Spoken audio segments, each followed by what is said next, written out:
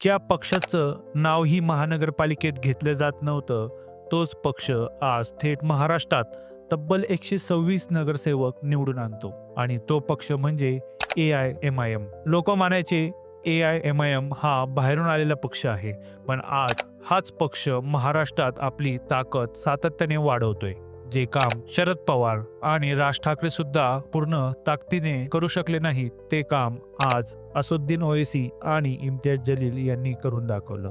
Chhatrapati संभाजीनगरमध्ये AIMIM चे तब्बल 33 नगरसेवक निवडून आले. एकेकाळी जो संपूर्ण शिवसेनेचा गड होता, त्या शहरात आज शिवसेना सर्वात कमी जागावर घसरली आणि AIMIM हा थेट 2 नंबरचा पक्ष ठरला. मालेगावमध्ये या पक्षाने पूर्ण बाजी मारली.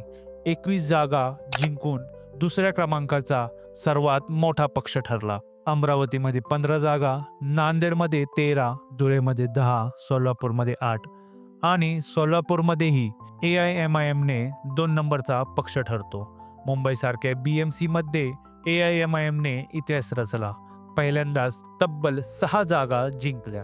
ठाणेमध्ये 5, जळगावमध्ये 2, चंद्रपूरमध्ये 1 अशा प्रकारे महाराष्ट्रभर AIMIM ने 126 नगरसेवक निवडून आणत आपला जबरदस्त जलवा दाखवून दिला.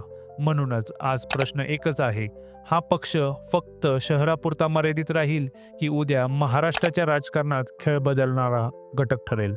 कमेंट बॉक्समध्ये नक्की सांगा. धन्यवाद.